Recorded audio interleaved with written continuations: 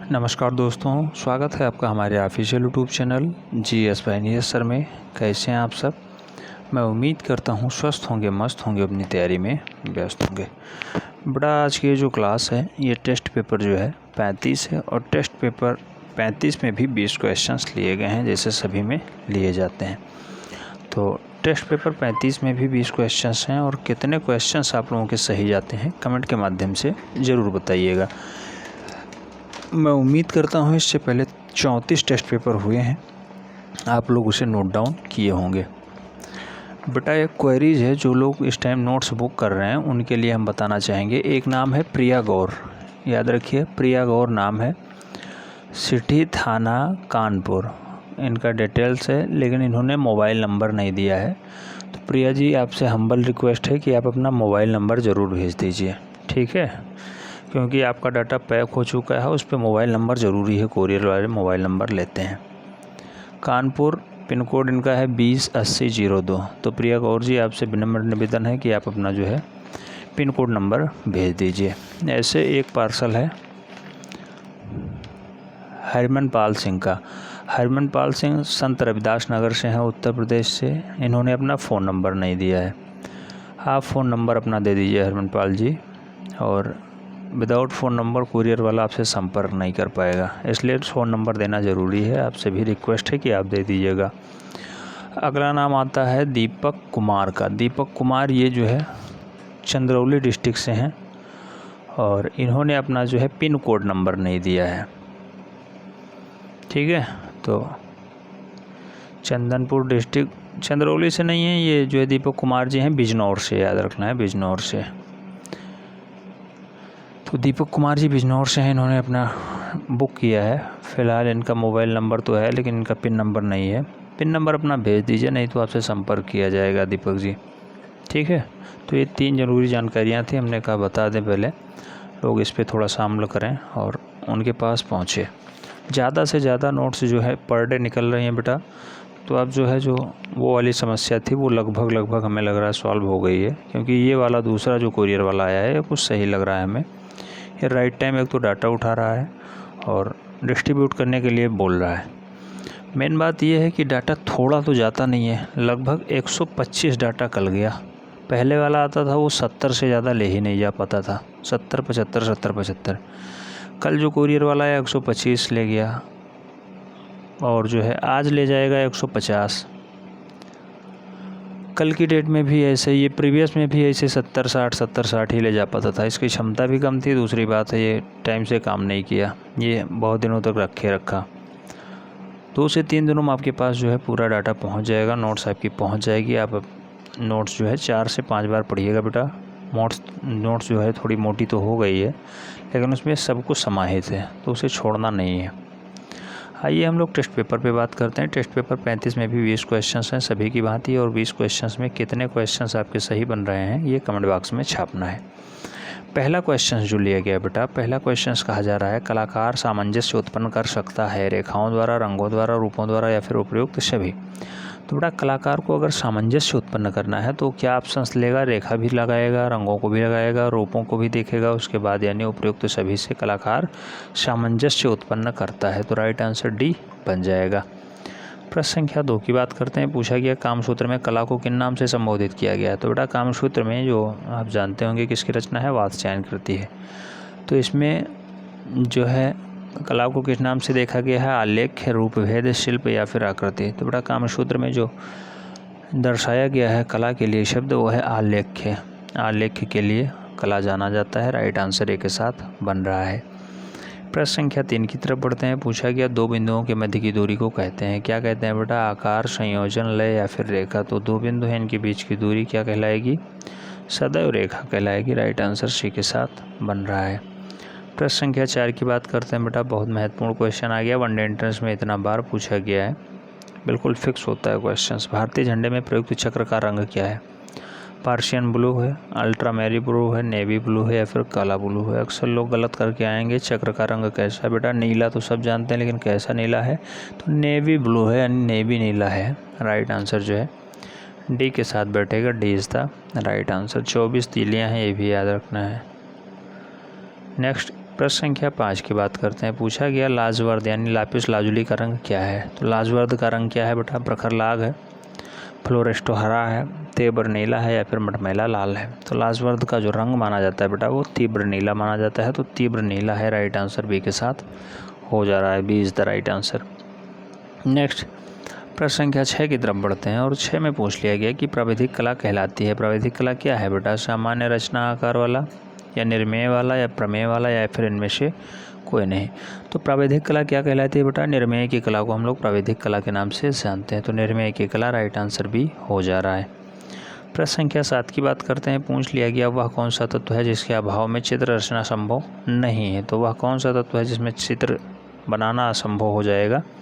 तो रेखा अगर नहीं है तो बन जाएगा, हाँ, रूप, रंग, धरातल। बेटा विदाउट धरातल आप चित्र बना ही नहीं सकते, चाहे वो पन्नब बनाओ, चाहे आप भित्ति पे बनाओ, चाहे चट्टान पे बनाओ, चाहे जो है कैनवास पे बनाओ, कहीं बनाओगे तो वो सब धरातल ही कहलाएंगे। राइट आंसर डी के साथ हो जाएगा। तो विदाउट धरातल चित्र बनाना संभव नहीं होता है, राइट आंसर डी के साथ बन जाएगा।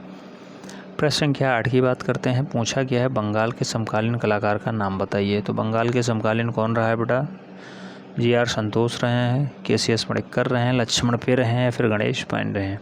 तो बंगाल शैली जिसमें अवनी बाबू इस्टेब्लिश करते हैं उसमें नंदलाल बोस, असित कुमार हल्दर, क्षितिज मजुमदार ये सब उनके जो है चेले आते हैं। तो इनके समकालीन गणेश पांडे थे, राइट आंसर जो है डी के साथ बन रहा है। 1937 से 2013 तक इनका कार्यकाल रहा है। 1937 टू 2013 इनका कार्यकाल रहा है। सभी के सभी प्रश्न महत्वपूर्ण है बेटा, एक भी प्रश्न हल्के मत लीजिएगा। क्वेश्चंस कब कहाँ से पूछ लिया जाए कुछ कहा नहीं जा सकता। प्रश्न संख्या 9 की बात करते हैं। पूछ लिया गया मद्रास चोल मंडलम क्या है। मद्रास चोल मंडलम क्या है बेटा, चोल प्रदेश की जो है कमिश्नरी है, कलाकारों का एक गांव है, चोल लोग गाँव का समूह है, फिर इनमें से कोई नहीं। तो बेटा मद्रास चोल मंडलम जो है वो क्या है, तो मद्रास चोल मंडलम कलाकारों का एक गाँव माना जाता है। राइट आंसर जो है सी के साथ बन रहा है, सी इज द राइट आंसर।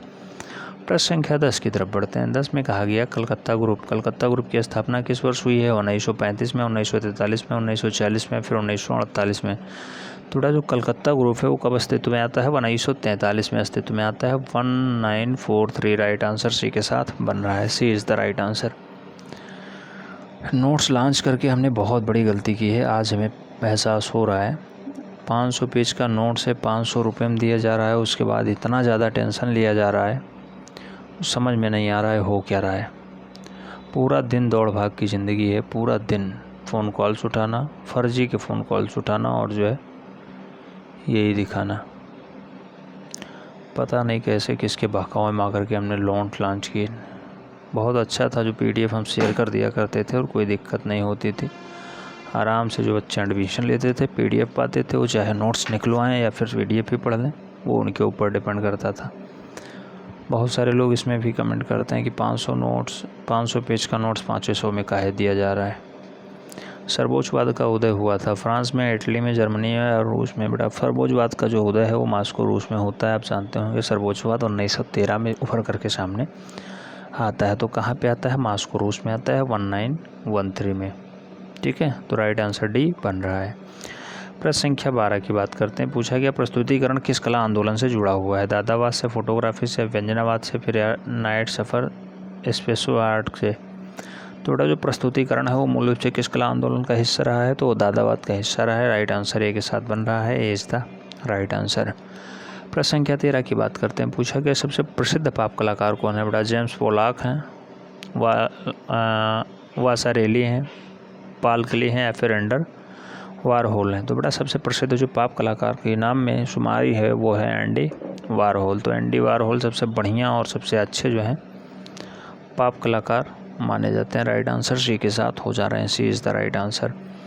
प्रश्न संख्या 14 की बात करते हैं। पूछा गया ययाति चित्र श्रृंखला किसकी रचना है। रामचंद्रन की है, के.जी. सुब्रमण्यम की है, के हब्बर की है, फिर एन.एस. पेंद्र की है। तो ययाति के लिए बेटा ए रामचंद्रन जिम्मेदार है। राइट आंसर ए के साथ बन रहा है, ययाति इन्हीं की सबसे अच्छी रचना मानी जाती है। प्रश्न संख्या 15 की बात करते हैं। 15 में कहा गया अनीस कपूर की महत्वपूर्ण रचना कौन सी है। अनीस कपूर की अच्छी रचना कौन सी मानी जाती है। बता यह छेदछड़ी, डेविड, क्लाउड गेट या फिर बुद्ध।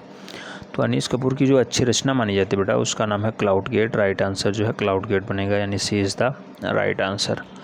नेक्स्ट प्रश्न संख्या 16 की बात करते हैं। 16 में कहा गया है बीजूका चित्र श्रृंखला। बीजूका चित्र श्रृंखला संबंधित है किससे? दीप्ति घोष से, हेमराज से, अवधेश मिश्रा से या फिर राजेंद्र प्रसाद से। तो बीजूके के लिए कौन जिम्मेदार है बेटा? आप जानते होंगे लखनऊ में बैठ करके चित्रकारी करने वाले शकुंतला मिश्रा विश्वविद्यालय में as a professor Awadhesh Mishra Bijuka के लिए फेमस है। राइट आंसर डी के साथ बन रहा है, D is the right answer. प्रश्न संख्या 17 की बात करते हैं। पूछा गया पेरिस का निर्माण या पेरिस का निर्णय का कलाकार कौन था? तो पेरिस का निर्णय कलाकार कौन है बेटा? रूबेंस हैं, डेविड हैं, रेम्ब्रांड हैं या फिर कुर्बे हैं। तो पेरिस का निर्णय मूल रूप से किसने लिया? रूबेंस ने बनाया है। रूबेंस राइट आंसर ए के साथ बन जाएंगे, ए इज द राइट आंसर। प्रश्न संख्या 118 की बात करते हैं। पूछा गया रामचंद्र शुक्ल की कला पर कौन सी शैली का प्रभाव है? तो बंगाल शैली रहा है प्रभाव, या फिर पटना शैली का रहा है, काशी शैली का रहा है, फिर राजस्थानी शैली का। तो बेटा जो है रामचंद्र शुक्ल हैं उनकी जो है कला शैली पे काशी शैली का ज़्यादा प्रभाव रहा है। राइट आंसर बी के साथ बन रहा है, B is the right answer. प्रश्न संख्या 19 की तरफ बढ़ते हैं। 19 में कहा गया लास्ट सफ़र के निर्माता कौन है? बेटा लास्ट सफ़र को लियोनार्डो दा विंसी ने बनाया, राफेल ने बनाया, गोगा ने बनाया या फिर फ्रांस हाल्स ने बनाया। तो लास्ट सफ़र के लिए आप जानते होंगे लियोनार्डो दा विंसी सबसे फेमस है। अंतिम भोज यानी लास्ट सफ़र, तो Leonardo da Vinci right answer A के साथ जाएगा, A is the right answer. Next प्रश्न संख्या 20 की बात करते हैं। भारत माता किसने चित्रित किया है? बहुत विवादित कलाकार है बेटा जिसने भारत माता को बनाया, बहुत विवादित कलाकार हैं। इन चारों ऑप्शंस में उनका नाम है रविन्द्रनाथ टैगोर, M.F. हुसैन, N.S. बेंद्रे या फिर नंदलाल बोस। तो बेटा कहीं मकबूल फिदा हुसैन नाम होगा, यही भारत माता को बनाने का काम करते हैं। नग्न अवस्था में भारत माता को चित्रित करते हैं, इसलिए इसे विरोध का सामना करना पड़ता है और मूल रूप से ये बहुत ज़्यादा बुराई के पात्र भी बनते हैं। फ़िलहाल आज के इस वीडियो में इतना ही। ये सेगमेंट आपको कैसा लगा ज़रूर बताइएगा। अच्छा, ये क्वेरी सबसे ज़्यादा ये आ रही है कि कहा जा रहा है संडे को क्लास बंद कर दीजिए, संडे को हम सुपरफास्ट रिवीजन कर लिया करेंगे। सर रिवीजन नहीं हो पाता है, पर डे आप क्लास पढ़ाते हैं। क्या ये राय सही है, माना जाए? ये आप कमेंट बॉक्स में ज़रूर छापिएगा। मिलते हैं शुरू में, तब तक के लिए जय हिंद।